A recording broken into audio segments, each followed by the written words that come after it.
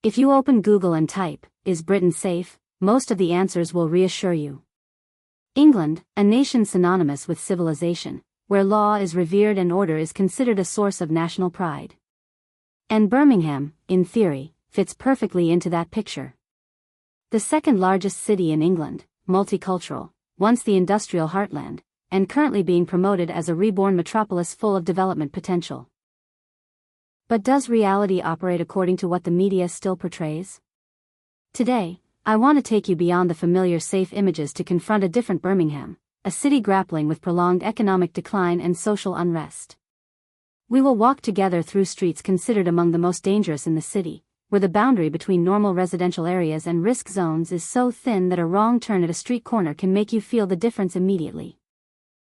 This video is not intended to be cheap shock value. My purpose is clear: to understand what turned a great industrial center into what some describe as desolate and troubling streets today.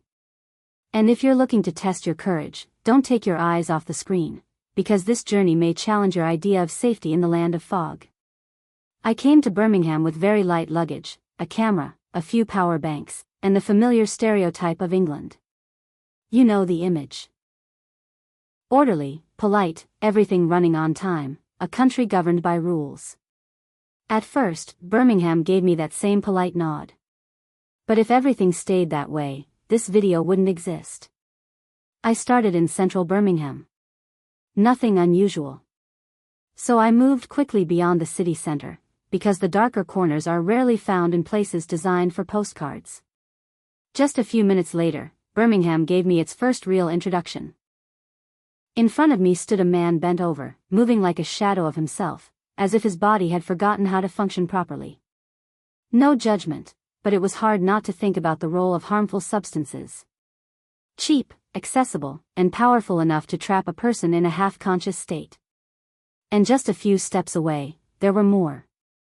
What stood out even more was the reaction, or lack of it. People walked past without hesitation, stepping around debris and even used medical waste as if it were normal. According to UK government rough sleeping snapshot statistics, thousands of people are sleeping on the streets on any given night. And that's only the visible number, not including hidden homelessness. But it's not just people on the streets. It's what surrounds them. Trash becomes part of the environment. Not scattered, but embedded. In bushes, stuck to windows, caught in streetlights. The smell is difficult to ignore, a mix of unwashed bodies, stale urine, chemicals, and garbage. I had to wear 2 layers of masks just to keep walking. In the Alum Rock area, the situation felt even heavier. What should be a place for families and children instead looked like a storage zone of abandonment. Locals described something called fly tipping, illegal dumping. Trucks unload waste into alleys and quiet streets, soaked mattresses, broken appliances, even construction debris. Some streets are so covered in waste that sidewalks effectively disappear. Rats don't hide, they move openly. Here, environmental rules feel distant. I met 2 visitors from the United States who had just come from Norwich. They described Norwich as friendly and welcoming, but Birmingham felt heavier, harsher, not what they expected from England. The feeling is not chaos, it's stagnation. And that stagnation creates something deeper, a sense of abandonment. Birmingham doesn't just unsettle you with what you see, but with how normal it all starts to feel. Open drug activity, exploitative housing situations, struggling public services, these are not isolated problems. They are patterns. Which raises a question: what changes a neighborhood faster, job loss, housing instability, or the loss of belief in a better future? As I moved further, I noticed something subtle but important: certain houses. Ordinary from the outside. Curtains closed. No signs. But their rhythm felt different. Locals used one word: exempt. It sounds harmless. Administrative. But in reality, it represents a complex system, supported housing meant for vulnerable individuals. Those leaving prison, escaping abuse, dealing with addiction or mental health issues. In theory, it should be a safety net. In practice, it sometimes feels like a cycle. Reports suggest thousands of such properties exist across Birmingham. When support is genuine, it works. When it isn't, it becomes something else, a system that generates income without delivering stability. Overcrowding, minimal services, constant turnover. Even authorities have raised concerns about the system being exploited. The people inside are not the problem. They are often the most vulnerable. But when support fails, they are placed in environments that make recovery harder. And slowly, entire neighborhoods begin to feel the impact. What's striking is that the danger here isn't always dramatic. It's subtle. Repetitive. Small incidents. Small warnings. It sounds harmless. Administrative. But in reality, it represents a complex system.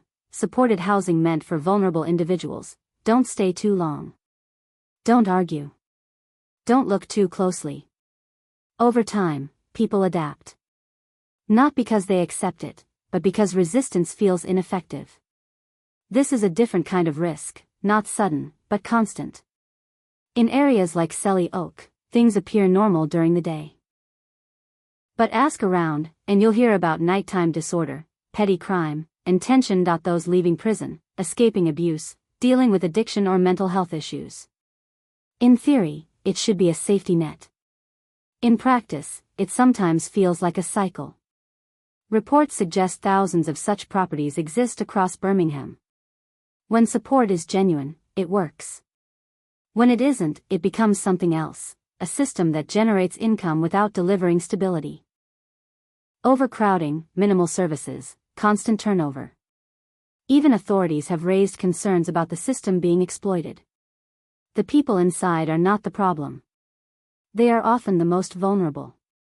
But when support fails, they are placed in environments that make recovery harder. And slowly, entire neighborhoods begin to feel the impact. What's striking is that the danger here isn't always dramatic. It's subtle. Repetitive. Small incidents. Small warnings.